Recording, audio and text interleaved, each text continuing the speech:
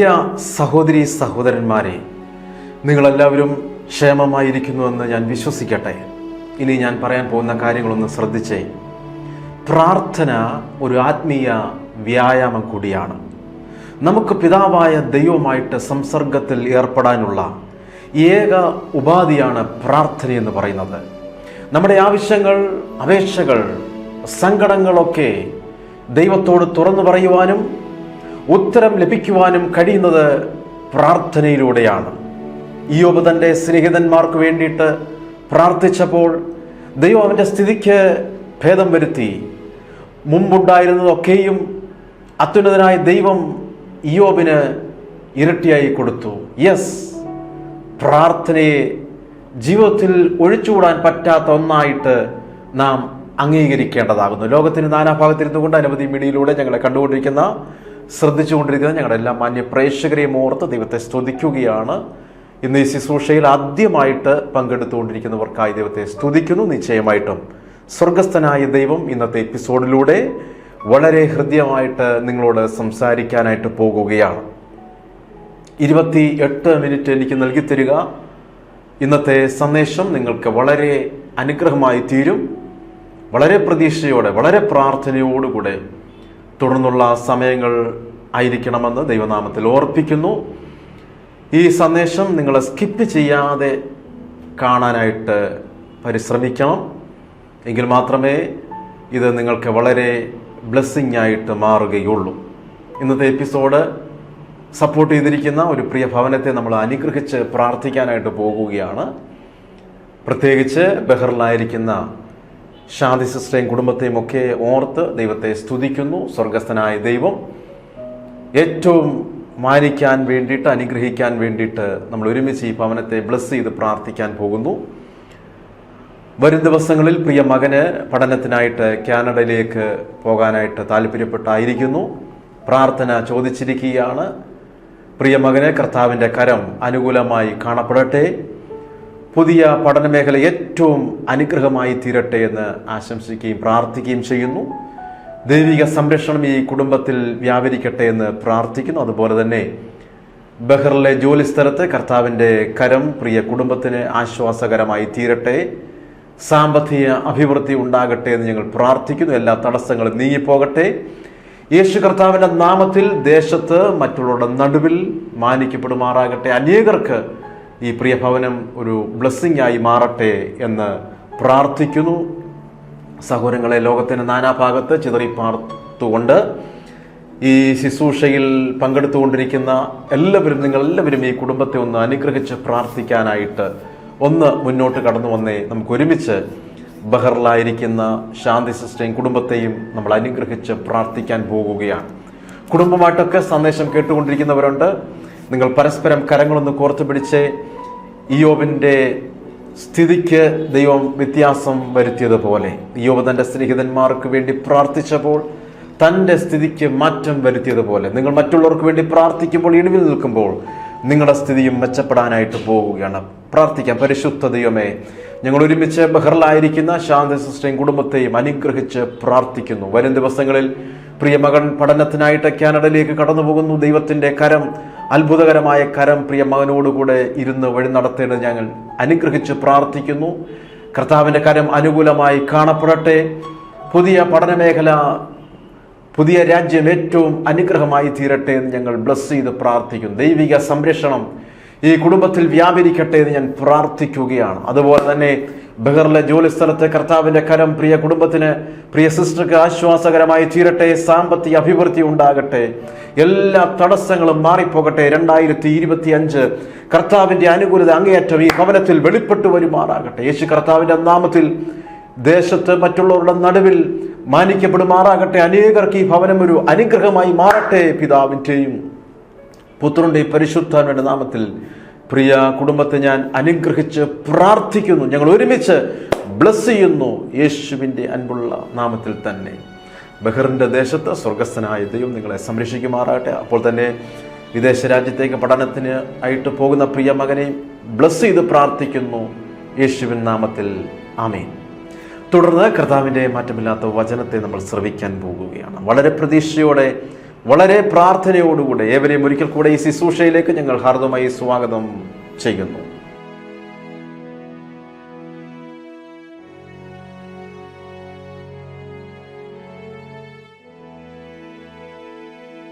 പ്രിയ സഹോദരങ്ങളെ, നിങ്ങളുടെ നടുവിൽ കർത്താവിൻ്റെ മാറ്റമില്ലാത്ത വചനമായി ഓടിയെത്താൻ കഴിഞ്ഞതിൽ ഒരുപാട് സന്തോഷമുണ്ട്. ഇന്ന് ഞങ്ങളുടെ സന്ദേശത്തിൻ്റെ ടൈറ്റിൽ എന്ന് പറയുന്നത് തക്ക സമയത്ത് വിതയ്ക്കുക എന്ന വിഷയത്തെ ആസ്പദമാക്കി പരിശുദ്ധാത്മാവ് ഞങ്ങളിൽ ഭരമേൽപ്പിച്ചിരിക്കുന്ന സന്ദേശങ്ങൾ നിങ്ങളിലേക്ക് കൈമാറട്ടെ. ഉൽപ്പത്തി പുസ്തകം എടുക്കാം. 26:12-13 വാക്യങ്ങൾ ശ്രദ്ധിക്കുക. അപ്പോൾ തന്നെ ഒരു കാര്യം കൂടെ ഓർപ്പിക്കട്ടെ. നിങ്ങൾ നോട്ട്ബുക്ക് പേനയുമായിട്ട് കടന്നു വരിക. ഞാൻ പറയുന്ന പ്രധാനപ്പെട്ട പോയിന്റുകൾ നോട്ട് ചെയ്ത് വെക്കുക. നിങ്ങൾക്ക് അത് അനുഗ്രഹമായി മാറും. അനേക നാളുകളായിട്ട് ആ നിലയിൽ ആയിരിക്കുന്നവർക്ക് മെസ്സേജുകളൊക്കെ വളരെ ബ്ലെസ്സിങ് ആയിക്കൊണ്ടിരിക്കുന്നു എന്ന് കേട്ടതിലും ദൈവത്തെ സ്തുതിക്കുന്നു. എഴുതി വയ്ക്കാം. ഉൽപ്പത്തി പുസ്തകം 26:12-13 ശ്രദ്ധിച്ചാട്ടെ. ഇസഹാക്ക് ആ ദേശത്ത് വിതച്ചു, ആണ്ടിൽ 100 മേനി വിളവ് കിട്ടി. യഹോവ അവനെ അനുഗ്രഹിച്ചു. 13 വാക്യം ശ്രദ്ധിച്ച്, അവൻ വർദ്ധിച്ച് വർദ്ധിച്ച് മഹാധനവാനായി തീർന്നു. ഇസഹാക്ക് പാർത്തിരുന്ന ദേശത്ത് അവന് ഒരു ആവശ്യം ഉണ്ടായി. ഇന്ന് ഈ സന്ദേശം കേട്ടുകൊണ്ടിരിക്കുന്ന നിങ്ങൾക്ക് അനവധി ആവശ്യങ്ങളുണ്ട്, ഒന്നല്ല ധാരാളം ആവശ്യങ്ങളുണ്ടെന്ന് ഞാൻ മനസ്സിലാക്കുകയാണ്. അങ്ങനെ ഇസഹാക്ക് പാർത്തിരുന്ന ദേശത്ത് അവനും ഒരു ആവശ്യമുണ്ടായി. ആഹാരം ഉണ്ടാകണം, വേണം. അപ്പോൾ അവന് എന്താണ് ചെയ്തെന്നറിയാമോ? വിത്ത് വിതച്ചു. എപ്പോഴാ വിത്ത് വിതച്ചെന്ന് നിങ്ങൾക്ക് അറിയണ്ടേ? മഴയില്ലാത്ത കാലത്ത് വിത്ത് വിതച്ചു. ഒരു കർഷകനും നിലം ഉഴുതുമറിക്കുകയോ വിത്ത് വിതയ്ക്കുകയോ ചെയ്യാത്ത സമയത്താണ് ഇസഹാക്ക് വിത്ത് വിതച്ചത്. എന്നാൽ ആ നേരത്ത് ഇസഹാക്ക് വിശ്വാസത്തോടെ വിതച്ചു. യെസ്, ഞാനും നിങ്ങളും അതാണ് ചെയ്യേണ്ടത്. പ്രതികൂല നേരത്ത് സാഹചര്യങ്ങളെല്ലാം പ്രതികൂലമായി നിൽക്കുമ്പോൾ, അന്തരീക്ഷമെല്ലാം പ്രതികൂലമായി നിൽക്കുമ്പോൾ, വരണ്ടു നിൽക്കുമ്പോൾ വിശ്വാസത്തോടെ വിത്ത് വിതയ്ക്കണം. ഇന്ന് ഈ സന്ദേശം കേട്ടുകൊണ്ടിരിക്കുന്നവരോട് അറിയിക്കാനുള്ള ആലോചന ഇത് തന്നെയാണ്. പ്രതികൂല സാഹചര്യങ്ങളിൽ, കാലാവസ്ഥയൊക്കെ വളരെ മോശമായിരിക്കുന്ന സമയത്ത്, വളരെ വരണ്ടിരിക്കുന്ന സമയത്ത്, ഇനിയും ഒരു സ്റ്റെപ്പ് പോലും മുൻപോട്ട് വയ്ക്കാൻ കഴിയത്തില്ല എന്നുള്ള ആ ചിന്തയിലിരിക്കുന്ന സമയത്ത് വിത്ത് വിതയ്ക്കണം. നെല്ല് വേണമെങ്കിൽ നെല്ല് വിതയ്ക്കണം. ഗോതമ്പ വേണമെങ്കിൽ ഗോതമ്പ വിതയ്ക്കേണ്ടത്. ഉരുളക്കിഴങ്ങ് വേണമെങ്കിൽ ഉരുളക്കിഴങ്ങ് വിതയ്ക്കുക. എന്താണ് വിത്ത്? ശ്രദ്ധിച്ചാട്ടെ. ആത്മീയമായിട്ട് വിത്തിനെ പറ്റി പറഞ്ഞിരിക്കുന്നത് ഞാൻ പറയാനായിട്ട് പോവുകയാണ്. ദൈവ വചനമാണ് വിത്ത് എന്ന് പറയുന്നത്. മർക്കോസ് 4:14 ശ്രദ്ധിച്ച്, വിതയ്ക്കുന്നവൻ വചനം വിതയ്ക്കുന്നു. 2 കൊരിന്ത്യർ 9:6. എന്നാൽ ലോഭമായി വിതയ്ക്കുന്നവൻ ലോഭമായി കൊയ്യും, ധാരാളമായി വിതയ്ക്കുന്നവൻ ധാരാളമായി കൊയ്യും എന്നോർത്തുകൊള്ളുവീൻ. അപ്പം നിങ്ങൾ ലോഭമായിട്ട് വിതച്ചാൽ ലോഭമായി കൊയ്യും, ധാരാളമായി വിതച്ചാൽ ധാരാളമായി കൊയ്യാനിടയായിത്തീരും.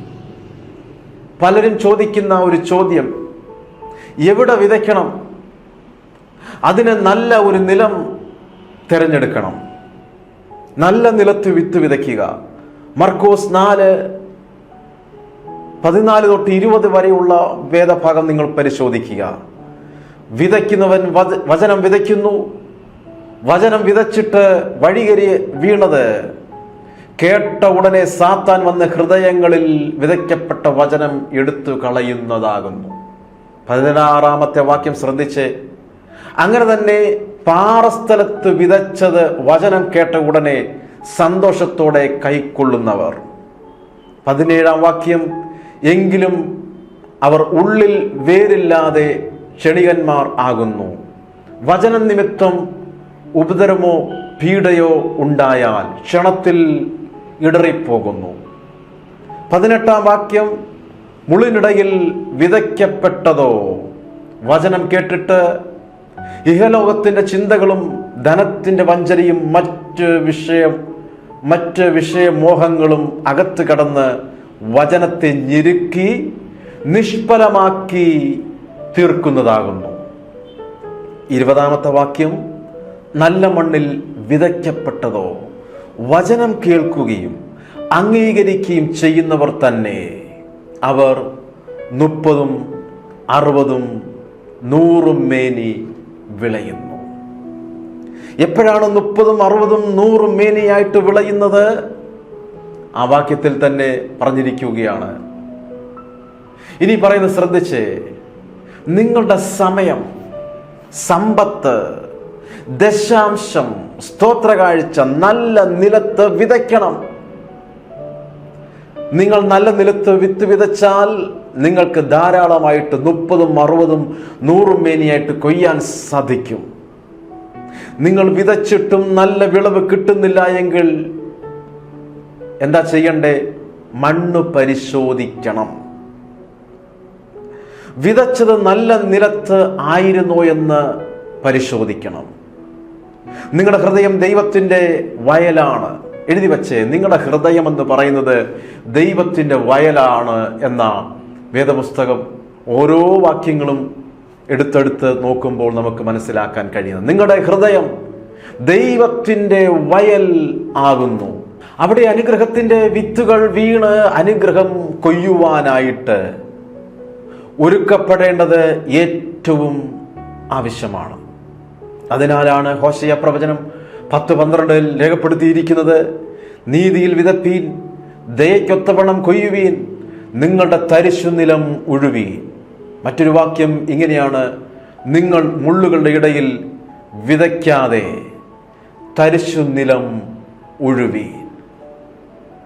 ഒരു കർഷകനോട് നിങ്ങൾ ചോദിച്ചേ, അവൻ വിത്ത് വിതയ്ക്കുന്നതിന് മുൻപ് നിലം ഉഴുന്നു, കട്ടയെല്ലാം ഉടച്ച് നിരപ്പാക്കുന്നു.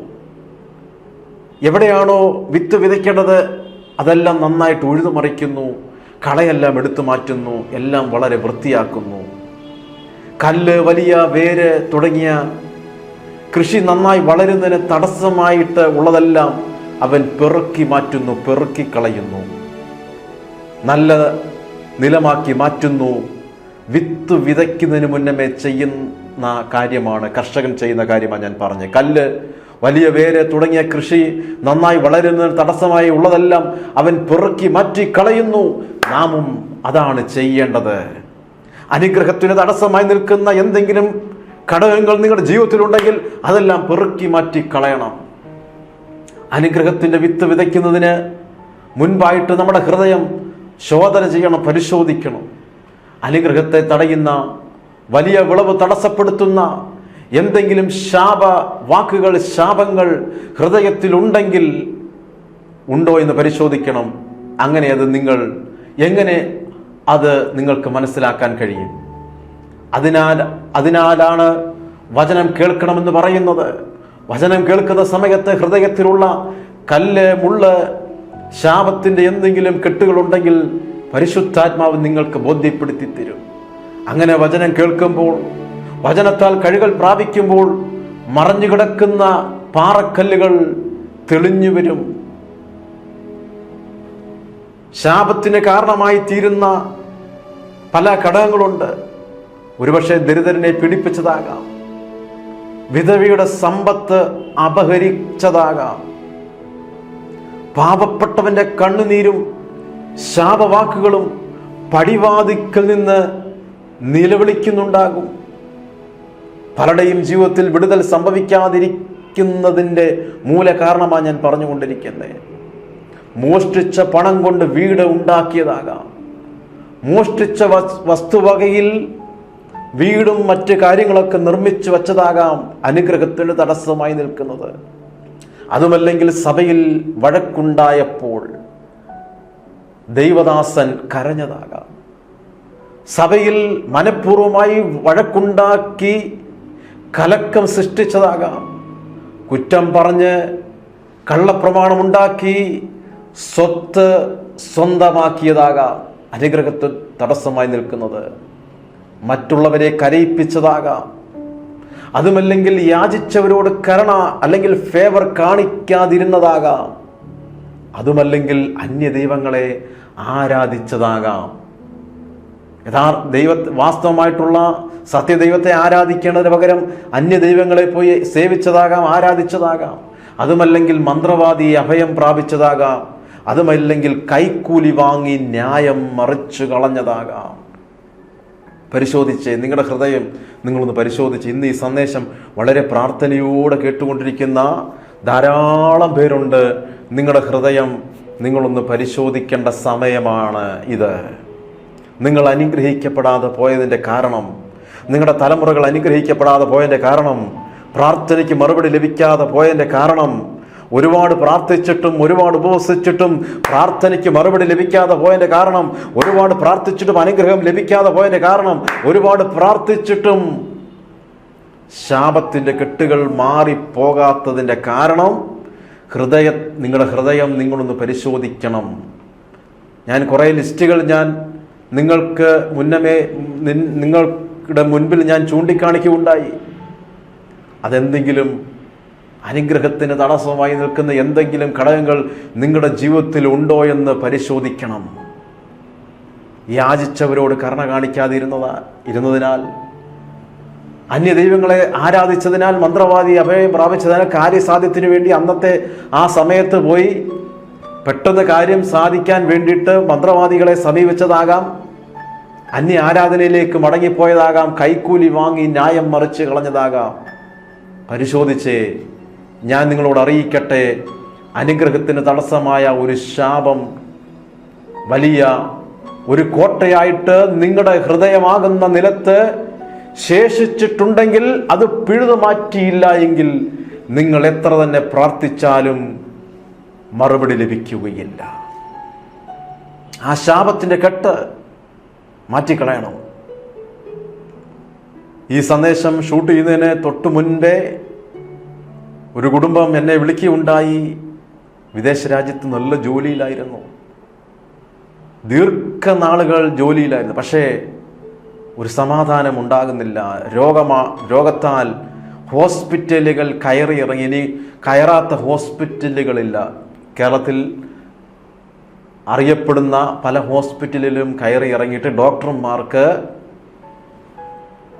രോഗം നിർണ്ണയിക്കാൻ കഴിയുന്നില്ല, കണ്ടുപിടിക്കാൻ കഴിയുന്നില്ല. പക്ഷേ ശരീരത്തിൽ വലിയ പ്രതിസന്ധിയായി വേദന അനുഭവിച്ചു കൊണ്ടിരിക്കുകയാണ്. ഞാൻ നിങ്ങളോട് ചോദിക്കട്ടെ, തിരിഞ്ഞ് നിങ്ങളൊന്ന് ചിന്തിക്കണം. നിങ്ങളുടെ ജീവിതത്തിൽ അനുഗ്രഹത്തിന് പകരം പ്രതികൂലം വരാൻ കാരണം എന്താണ്? ശാപം നിങ്ങളുടെ ജീവിതത്തിൽ നിന്ന് വിട്ടുമാറാതിരിക്കുന്നതിന് കാരണം എന്താണ്? പരിശോധിക്കണം. എന്തെങ്കിലും ഉണ്ടെങ്കിൽ പിഴുതു മാറ്റണം. നിങ്ങൾ എത്ര തന്നെ ശാപത്തിൻ്റെ കെട്ടുകൾ വെച്ചിട്ട് പ്രാർത്ഥിച്ചാലും, ദൈവദാസന്മാർക്ക് ഒരുപാട് നന്മകളൊക്കെ കൊടുത്താന്ന് പറഞ്ഞാലും, അനാഥ കുഞ്ഞുങ്ങളെ സപ്പോർട്ട് ചെയ്താലും, ശാപത്തിൻ്റെ അരണ്ട വെളിച്ചം മാറണമെന്നില്ല. അത് മാറിപ്പോകാൻ, അനുഗ്രഹിക്കപ്പെടാനായിട്ടാണ് ഓരോ പോയിന്റുകൾ പരിശുദ്ധാത്മാവ് ഞങ്ങളിൽ തന്നിരിക്കുന്ന സന്ദേശങ്ങൾ നിങ്ങളോട് അറിയിച്ചു കൊണ്ടിരിക്കുന്നത്. ആയതിനാൽ നിങ്ങൾ എന്ത് ചെയ്യണം? അനുദപിക്കണം. റിപ്പന്റ്, അനുദപിക്കണം. ദൈവത്തോട് ക്ഷമ ചോദിക്കണം. മനുഷ്യരോട് ക്ഷമ ചോദിക്കാനുണ്ടെങ്കിൽ അത് ചോദിക്കണം. ഭൂമിയിൽ കെട്ടുന്ന സ്വർഗത്തിലും കെട്ടപ്പെട്ടിരിക്കും. ഭൂമിയിൽ അഴിക്കുന്നതൊക്കെയും സ്വർഗത്തിൽ അഴിഞ്ഞിരിക്കും. ശ്രദ്ധിച്ചേ, ചില കൃഷിഭൂമിയിൽ വളമിട്ട് നല്ല വിത്ത് വിതച്ചാലും നല്ല വിളവ് ഉണ്ടാകണമെന്നില്ല. ആ നേരത്ത് ബുദ്ധിമാനായ കർഷകൻ എന്താ ചെയ്യുന്നത്? കൃഷിക്കാരൻ എന്താ ചെയ്യുന്നത് നിങ്ങൾക്കറിയാമോ? ആ മണ്ണ് പരീക്ഷണശാലയിലേക്ക് അയക്കുന്നു. ഏതെങ്കിലും രാസവസ്തുക്കൾ ആ മണ്ണിൽ കൂടുതൽ ഉണ്ടായിരിക്കാം. അങ്ങനെയെങ്കിൽ നാം നമ്മുടെ ഹൃദയം പരിശോധിക്കണം. അവിടെ ഉണ്ടാകാൻ പാടില്ലാത്ത, പിശാചിന് അവകാശം പറയുവാൻ പഴുതുള്ള രാസവസ്തുക്കൾ ഉണ്ടായിരിക്കാം. അങ്ങനെ ഉണ്ടെങ്കിൽ അതിനെ മാറ്റിക്കളയണം. മറ്റുള്ളവരെ അവഹേളിച്ചത് ആകാം ഒരുപക്ഷെ പ്രാർത്ഥനയ്ക്ക് മറുപടി ലഭിക്കാതെ ഇരിക്കുന്നത്. ഇന്ന് സോഷ്യൽ മീഡിയയിലെ കാലഘട്ടമാണ്. സോഷ്യൽ മീഡിയയിലൂടെ മറ്റുള്ളവരെ അവഹേളിക്കുമ്പോൾ ഓർത്തോളം നിന്റെ ബന്ധനം മുറുകിക്കൊണ്ടേയിരിക്കും. അത് കുറച്ച് നാൾ കഴിയുമ്പോൾ എത്ര പ്രാർത്ഥിച്ചെന്ന് പറഞ്ഞാലും ആ ബന്ധനം പൊട്ടണമെന്നില്ല. മറ്റുള്ളവരെ അവഹേളിച്ചത്, മറ്റുള്ളവരെ കണ്ണുനീര് കുടിപ്പിച്ചത് ആവശ്യമില്ലാതെ, മറ്റുള്ളവരുടെ ഭാവിയെ തൊലച്ചു കളഞ്ഞതൊക്കെ ആയിരിക്കാം ശാപത്തിന് കാരണമായി മാറിയിരിക്കുന്നത്. പരിശോധിക്കണം. അപ്പൊ ആ ബന്ധനം പൊട്ടിയാൽ മാത്രമേ നിന്റെ പ്രാർത്ഥനയ്ക്ക് മറുപടി ലഭിക്കത്തുള്ളൂ കേട്ടോ. ചിലരുണ്ട് കടം മനഃപൂർവ്വം മേടിക്കും, തിരികെ കൊടുക്കത്തില്ല. അതെല്ലാം ശാപമായിട്ട് മാറാം. ജോലി ചെയ്യുന്നിടത്ത് വിശ്വസ്തത ഇല്ലാതിരുന്നത് ശാപമായിട്ട് മാറാം. സഭ രണ്ടാക്കി കളഞ്ഞത് ശാപമായിട്ട് മാറാം. ഗുരുക്കന്മാരുടെ അല്ലെങ്കിൽ മാതാപിതാക്കന്മാരുടെ, ദൈവദാസന്മാരുടെ ശാപം വിലയ്ക്ക് വാങ്ങിയത്, ഇതെല്ലാം ഒന്ന് പരിശോധിക്കണം. എന്നിട്ട് പ്രാർത്ഥിക്കാനിരുന്നാൽ മാത്രമേ പ്രാർത്ഥനയ്ക്ക് മറുപടി ലഭിക്കുകയുള്ളൂ. ഇന്ന് ഈ സന്ദേശം കേട്ടുകൊണ്ടിരിക്കുന്ന ധാരാളം പേര് എൻ്റെ ജീവിതത്തിലൊരു അനുഗ്രഹം വേണം, എനിക്കൊരു ഉയർച്ച വേണം, എൻ്റെ കുടുംബം അനുഗ്രഹിക്കപ്പെടണം, എൻ്റെ തലമുറകൾ അനുഗ്രഹിക്കപ്പെടണമെന്നും അഭിവൃദ്ധി പ്രാപിക്കണമെന്നും ആഗ്രഹിക്കുകയും പ്രാർത്ഥിക്കുകയും ചെയ്യുന്നവരാണ്. പ്രയർ ലൈനിൽ വിളിച്ച് പ്രാർത്ഥിപ്പിക്കുന്നവരൊക്കെ ഉണ്ട്. എന്നാൽ പരിശുദ്ധാത്മാവ് ഇടപെടുന്നു. അനുഗ്രഹത്തിന് തടസ്സമായി നിൽക്കുന്ന എന്തെങ്കിലും ശാപ കാരണങ്ങളുണ്ടെങ്കിൽ ഇന്ന് പരിശോധിക്കണം. അങ്ങനെ എന്തെങ്കിലും കണ്ടെത്തിയാൽ അത് വേരോടെ പിഴുതു മാറ്റണം. എങ്കിൽ മാത്രമേ അനുഗ്രഹിക്കപ്പെടുകയുള്ളൂ. ഈ 7ാമത്തെ മാസം ഒരുപാട് വിഷയത്തിന് വേണ്ടി പ്രാർത്ഥിക്കുന്നവരുണ്ട്, കണ്ണുനീരോടുകൂടെ നിലവിളിക്കുന്നവരുണ്ട്. അങ്ങനെയുള്ളവരോട് പരിശുദ്ധാത്മാവ് ഇടപെടുന്നു. നിന്റെ ഹൃദയമൊന്ന് പരിശോധിച്ചേ. അനുഗ്രഹത്തിന്, പ്രാർത്ഥനയ്ക്ക് തടസ്സമായി നിൽക്കുന്നത്, പ്രാർത്ഥിച്ചിട്ടും ആ പ്രാർത്ഥനയ്ക്ക് ഉത്തരം ലഭിക്കാതെ തടസ്സമായി നിൽക്കുന്ന എന്തെങ്കിലും ശാപത്തിൻ്റെ അന്തരീക്ഷം ഉണ്ടെങ്കിൽ അത് പിഴുതു മാറ്റിക്കളയാൻ പരിശുദ്ധാത്മാവ് അനേക കുടുംബങ്ങളോട് ആലോചനയായിട്ട് അറിയിക്കുകയാണ്. മക്കളെ ലക്ഷങ്ങൾ കൊടുത്ത് പഠിപ്പിച്ച് പക്ഷെ നല്ല ജോലി ലഭിക്കുന്നില്ല, ലക്ഷക്കണക്കിന് കോടിക്കണക്കിന് രൂപ മുടക്കിയിട്ടും വളർച്ചയുണ്ടാകുന്നില്ല ബിസിനസ്സിൽ. എന്നും കണ്ണുനീരിൻ്റെ അനുഭവം, പ്രതികൂലങ്ങൾ, തടസ്സങ്ങൾ. നല്ല ഉദ്ദേശത്തോടുകൂടെ പല കാര്യങ്ങൾ ചെയ്തു, പക്ഷെ പലതിനും തടസ്സം നിൽക്കുന്നു. കൂടെ നിന്നവരും കൂടെ പ്രവർത്തിച്ചവരുമൊക്കെ ഉയർന്നു വരുമ്പോൾ എൻ്റെ വിഷയത്തിൽ മാത്രം എന്തുകൊണ്ട് ഒരു മറുപടി ലഭിക്കുന്നില്ല എന്നൊക്കെ ഓർത്ത് ഭാരപ്പെടുന്ന ധാരാളം പേര് ഈ സന്ദേശം കേട്ടുകൊണ്ടിരിക്കുകയാണ്. സഹോദരി സഹോദരന്മാരെ, നല്ല നിലത്ത് വേണം വിത്ത് വിതയ്ക്കാൻ. നല്ല നിലത്ത് വിത്ത് വിതയ്ക്കുമ്പോൾ ആ നിലം എങ്ങനെയാണെന്ന് പരിശോധിക്കണം, സ്വയം പരിശോധിക്കണം. ആരെയെങ്കിലും കരയിപ്പിച്ചിട്ടുണ്ടെങ്കിൽ, ആർക്കെങ്കിലും ദ്രോഹം ചെയ്തിട്ടുണ്ടെങ്കിൽ, ആരോടെങ്കിലും കടം മേടിച്ചിട്ട് മനഃപൂർവ്വമായിട്ട് കൊടുക്കാതെ ഇരുന്നിട്ടുണ്ടെങ്കിൽ, അനുഗ്രഹത്തിന് പകരം ശാപം നിന്റെ ഭവനത്തിൻ്റെ പടിവാതിക്കൽ കിടക്കുകയാണ്. പിന്നെ എങ്ങനെയാണ് പ്രാർത്ഥനയ്ക്ക് മറുപടി ലഭിക്കുന്നത്? മനഃപൂർവ്വമായി മറ്റുള്ളവരെ ദ്രോഹിക്കുകയും കണ്ണുനീർ കുടിപ്പിക്കുകയും മറ്റുള്ളവർക്കെതിരെ പ്രവർത്തിക്കുകയും പാരവെക്കുകയും ചെയ്തിട്ട് അനുഗ്രഹിക്കണമേ എന്ന് പറഞ്ഞാൽ അനുഗ്രഹമുണ്ടാകത്തില്ല.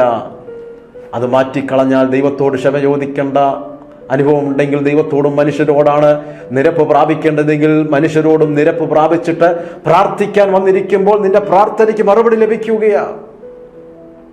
വിദേശ രാജ്യത്തിരുന്നു കൊണ്ട് ഒരു കുടുംബം ഞങ്ങളെ ശ്രദ്ധിച്ചു കൊണ്ടിരിക്കുകയാണ്.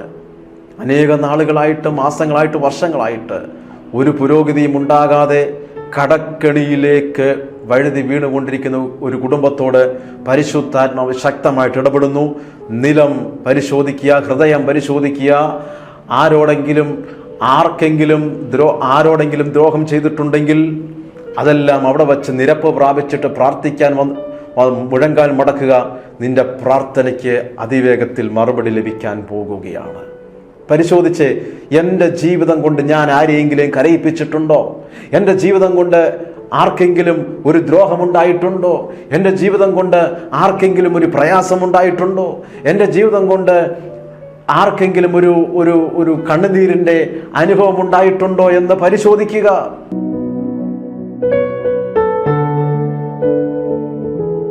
Praise the Lord. എൻ്റെ പേര് മനു.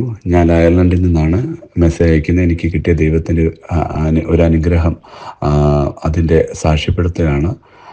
ബിജു ജോൺ പാസ്റ്ററിനോട് ഞാൻ ഇവിടുത്തെ ഗവൺമെൻറ് ജോലിയുടെ ഒരു ഇൻ്റർവ്യൂവിന് മുമ്പായിട്ടുള്ള പേപ്പർ വർക്ക് സമയം തൊട്ടേ ഞാൻ പാസ്റ്ററിനോടൊരു ദൈവാലോചന, എനിക്ക് എങ്ങനെയാണ് പാസ്റ്റർ ഞാനത് അപേക്ഷിച്ചാൽ എനിക്കത് കിട്ടുമോ എന്നുള്ളത് അറിയില്ല എന്നൊക്കെ ഒരു ദൈവാലോചന ചോദിച്ചു. പാസ്റ്റർ അത് വിഷയം വെച്ച് പ്രാർത്ഥിച്ചു. അതിൽ പാസ്റ്റർ കണ്ട പരിശുദ്ധാത്മാവിൻ്റെ അനുഗ്രഹത്താൽ അതെനിക്ക് കിട്ടുന്നു എന്നൊക്കെ പാസ്റ്റർ പറഞ്ഞു. അങ്ങനെ ഞാനത് അപേക്ഷിച്ചു. അതിൻ്റെ ഇൻ്റർവ്യൂവിൻ്റെ ഇത് വന്നിട്ടും പാസ്റ്ററിനെ ഞാൻ അറിയിച്ചു, പാസ്റ്ററെ ഇൻ്റർവ്യൂവിന് വന്നു, എനിക്കത്ര അറിയില്ല, എന്നാലും ഞാൻ അറ്റൻഡ് ചെയ്യുകയാണ്. അപ്പോൾ പാസ്റ്റർ ഒന്ന് ധൈര്യമായിട്ട് അറ്റൻഡ് ചെയ്തു, അതെല്ലാം എനിക്ക് കിട്ടുന്നതായിട്ട് കാണിക്കുന്നു എന്ന് പറഞ്ഞു. അങ്ങനെ ഞാൻ ഇൻ്റർവ്യൂ അറ്റൻഡ് ചെയ്താലും എനിക്കതൊരു കിട്ടുമെന്ന് പ്രയാസമായിരുന്നു, ഒരു സംശയം തോന്നി. കാരണം അതൊരു കോമ്പറ്റീറ്റീവാണ്, കുറേ അധികം ആളുകൾ അറ്റൻഡ് ചെയ്യുന്ന ഒരു ഇൻ്റർവ്യൂ. അത് കിട്ടുക എന്ന് പറയുന്നത് ഒരു പ്രയാസമാണ്. അതിൻ്റെ പാനലിൽ കയറുക അതിന് റിസൾട്ട് വന്ന് പാനലിൽ കയറി. അതിൻ്റെ ഇടയിലെല്ലാം പാസ്റ്റർ പ്രാർത്ഥിക്കുന്നുണ്ടായിരുന്നു ഇത് വിഷയം വെച്ച്. ഞാൻ അതുപോലെ പാസ്റ്ററിനെ വിളിച്ച് പറഞ്ഞു, പാസ്റ്റർ വിഷയം വെച്ച് അതിൻ്റെ റിസൾട്ട് ഉടനെ വരും, അത് എനിക്ക് കിട്ടാനായിട്ട് പ്രാർത്ഥിക്കണമെന്ന് പറഞ്ഞു. അങ്ങനെ പാസ്റ്റർ പ്രാർത്ഥിച്ചതിൻ്റെ ഫലമായിട്ടും എല്ലാം ദൈവത്തിൻ്റെ അനുഗ്രഹത്താൽ എനിക്ക് ആ ജോലി കിട്ടി. ഞാൻ ദൈവത്തിനോട് ഒരുപാട് നന്ദി പറയുന്നു. ദൈവം തന്ന അനുഗ്രഹങ്ങൾക്ക്, ആ ഒരു ഗവൺമെൻറ് ജോലി ഒരുക്കി തന്നതിന് ദൈവത്തിനോട് 1000 നന്ദി പറയുന്നു. അതുപോലെ പാസ്റ്ററിനോടും ഒരുപാട് നന്ദി പറയുന്നു, 1000 നന്ദി പറയുന്നു. പാസ്റ്ററിനും ഫാമിലിക്കും ആ വിഷയം വെച്ച് പ്രാർത്ഥിച്ചപ്പോൾ കൂടെ നിന്ന് എല്ലാ കൂട്ടായ്മയിലെ എല്ലാ അംഗങ്ങൾക്കും എല്ലാവർക്കും വേണ്ടി എല്ലാവരോടും ഞാൻ നന്ദി പറയുന്നു. എൻ്റെ കുടുംബത്തിനെയും ദൈവം അനുഗ്രഹിച്ച വലിയ കാരുണ്യത്തിന് ഞങ്ങളുടെ കുടുംബത്തിൻ്റെ പേരിലും എൻ്റെ വ്യക്തിപരമായ പേരിലും ഞാൻ നന്ദി പറയുന്നു. പാസ്റ്ററിനും ഫാമിലിയും കൂട്ടായ്മയും പ്രാർത്ഥിക്കുന്ന മറ്റുള്ളവർക്ക് വേണ്ടി ഇനി എല്ലാവർക്കും വേണ്ടി പ്രാർത്ഥിച്ചാൽ അതെല്ലാം അനുഗ്രഹമായി തീരട്ടെ. പാസ്റ്ററിനെ ഒരുപാട് ദൈവം അനുഗ്രഹിക്കട്ടെ, കൂട്ടായ്മയെ അനുഗ്രഹിക്കട്ടെ, ഫാമിലി അനുഗ്രഹിക്കട്ടെ എന്ന് ഞങ്ങളുടെ ഫാമിലിയുടെ പേരിൽ ഞങ്ങൾ നന്ദി പറയുകയാണ്. ഒരുപാട് നന്ദി പാസ്റ്റർ ബിജു ജോൺ പാസ്റ്ററിന് ഒരുപാട് നന്ദി. ഏത് സമയത്തും ഏത് നാട്ടിലെ ഇവിടുത്തെ സമയമൊന്നും നോക്കാതെല്ലാം നമ്മൾ മെസ്സേജ് അയച്ചാൽ അതിനെല്ലാം ഒരു ദൈവാലോചന തേടിത്തരുന്ന പാസ്റ്ററിനും ഒരുപാട് നന്ദി. അതിലെല്ലാം ഉപരി ഇത് അനുഗ്രഹങ്ങൾ തന്ന് ഞങ്ങൾക്ക് സന്തോഷം തരുന്ന ദൈവത്തിന് ഒരുപാട് നന്ദി. Thank you pastor and thank you.